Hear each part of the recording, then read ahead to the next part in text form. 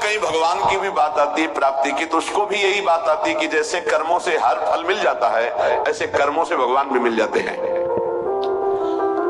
नाशवान पदार्थ की कामना और नाशवान शरीर से किया हुआ कर्म, ये तो हो सकता है, लेकिन नाशवान शरीर से किया हुआ कर्म तुम्हें भगवत प्राप्ति करा दे नहीं हो सकता है, क्योंकि वो आदि अंत वाला है, अनंत को कैसे प्राप्त करा लेगा। बहुत ध्यान देने की बात है। एक देशीय शरीर, परिवर्तनशील शरीर और सीमित कर्म, अभी प्रारंभ हुआ कुछ समय नष्ट हो जाता है। भगवान कर्मजन्य नहीं है कि हम कर्म करके भगवान को प्राप्त कर लेंगे। भगवान अपरिवर्तनशील, नित्य, परिपूर्ण, इसलिए भगवत प्राप्ति में कर्म करते करते जब हार जाता है और प्रभु का हो जाता है तो भगवत प्राप्ति हो जाती है। अब कितने जन्म व्यतीत हो गए, अभी तक हारे नहीं। अरे अब हाथ उठाकर कहो मैं हार गया गोविंद, अब स्वीकार कर लो, पर ये देहाभिमानी हारता नहीं, बस यही समस्या है। भगवान करे यजंती ही देवता, अपनी कामनाओं की पूर्ति के लिए वो देवताओं का यजन करते, मेरी शरण में नहीं आ पाते। भगवान सरलता से समझ लीजिए पिता के समान है। देवता दुकानदार है। जैसे दुकानदार के पास वस्तु लेने जाओ, जरा हमको ये मीठा देना, कितना कितना दे, बोले भूख लगी भरपेट पवा दो। हाँ तो कितना पाओगे? लगभग 1 किलो पाएंगे, तो 500 रुपया निकालो। ये रुपया तो नहीं, चल बाहर, ठीक है। पिता के पास गए, भूख लगी है, ये पवा दो, तो वहां ये नहीं पूछेगा कि पैसा निकालो, क्योंकि बेटा है। ऐसे इसीलिए हम कभी कभी विनोद में कहा कि बड़े ही बच्चे हो तुम, भगवान के पास जाके तो 11,000 का भोग लगा देंगे, हमारा काम कर दो। अरे ऐसा कैसे तुम सोचते हो? भगवान के चरणों में महालक्ष्मी उनके श्री चरणों को सहलाते हुए हृदय से लगाते रहते हैं। उन प्रभु को तुम कुछ चंद रुपए देकर के, घूस देकर काम कराना चाहते हो? अरे अपने पिता, अपने स्वामी, यदि मांग ही आई है तो सीधे मांगो ना। जैसे बालक अपने पिता से हट करके मांगता है, उसको उचित लगेगा दे देता, नहीं झिड़क देता, नहीं देंगे। तुम्हारे गंदे विचार हैं, तुम्हें पैसा देंगे, गंदगी में खर्चा कर दोगे, नहीं देंगे।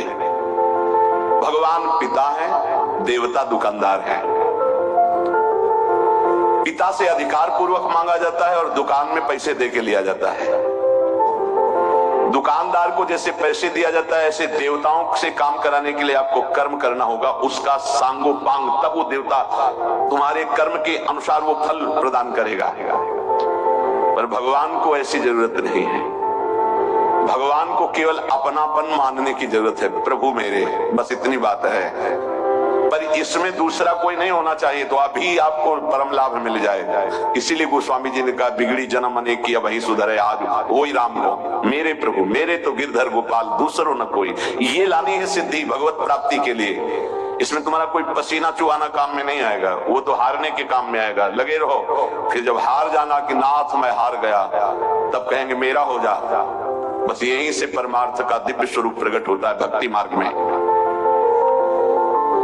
दूसरी बात, दुकानदार से कहो कि आप चाकू दे दीजिए, पैसा दीजिए, चाकू ले लीजिए। लेकिन पिता से कहिए चाकू दे दीजिए, तो कहेगा किस काम के लिए, क्या काम करना है, पहले बोलिए, आवश्यकता क्या है। अगर आप आवश्यकता सिद्ध नहीं कर पाए तो आपको नहीं देगा। लेकिन दुकानदार आवश्यकता नहीं पूछेगा, आपको चाकू दे देगा। आप अहित कर लो अपना, वो तुम जानो। ऐसे देवता है, हमारे भगवान ऐसे नहीं है। मांगोगे, अगर आवश्यकता सिद्ध होती है तो ठीक है। अगर उनको लगता है कि दुख भोग कर ये हमारी तरफ बढ़ेगा तो नहीं देंगे, भोग दुख और मेरी तरफ बढ़ और अपना परम कल्याण कर। लेकिन देवता ऐसा नहीं। अगर आपने सकाम अनुष्ठान किया है तो आपका हित हो, तो इससे मतलब नहीं, वो वस्तु आपको दे देंगे जैसे दुकानदार दे देता है। पिता सदैव अपने बालक का हित चाहता है, ऐसे ही भगवान सदैव अपने शरण में आए हुए का हित चाहते हैं। ये बहुत कृपालु है। अगर उनसे मांगो भी तो उनके ऊपर छोड़ दो, जैसा आप चाहो वैसा करो प्रभु। क्षिप्रम ही मानुषे लोके सिद्धिर्भवति कर्मजा। ये जितनी भोग भूमियां हैं, जितने भोग के लोक हैं, जितनी भोग वस्तुएं हैं, मनुष्य चाहता है मैं कर्म करके इन्हीं भोगों को भोगूं। कृपा निधान भगवान ऐसा नहीं होने देते हैं। तुम्हें मनुष्य शरीर मिला है मेरी प्राप्ति के लिए, जीवन मुक्त होने के लिए, तुम फिर फंसने वाली बात मांगते हो। इसीलिए भगवान जल्दी भोगों की, कामनाओं की बात नहीं सुनते। तो लोग क्या करते हैं, भगवान का आश्रय न लेकर देवताओं का आश्रय ले लेते, क्योंकि उनको इससे कोई मतलब नहीं कि तुम्हारा कल्याण होगा कि नहीं होगा। उसके अनुष्ठान करो और वो तुम्हें फल प्रदान कर देगा। कर्म संगिषु जायते, इन सबके दिमाग में बैठ गया कि ये करूंगा तो इससे ये फल प्राप्त होगा और उस फल को भोगूंगा, मैं सुखी हो जाऊंगा। ऐसा नहीं होता है। चाहे जितना आपको वैभव मिल जाए, चाहे जो पद मिल जाए, सुखी नहीं हो सकते। सुखी तभी होगे जब मन को सच्चिदानंद में लगा दोगे। इसके अलावा और कोई सुख का उपाय नहीं है। ये कई बार चर्चा में हो चुका है। मन विश्राम तभी पाएगा जब सच्चिदानंद प्रभु में जुड़ेगा। ये प्रकृति में कभी विश्राम प्राप्त ही नहीं कर सकता। तो ये जो लोग कर्मों के द्वारा प्राप्त होने वाले फल, देवताओं की आराधना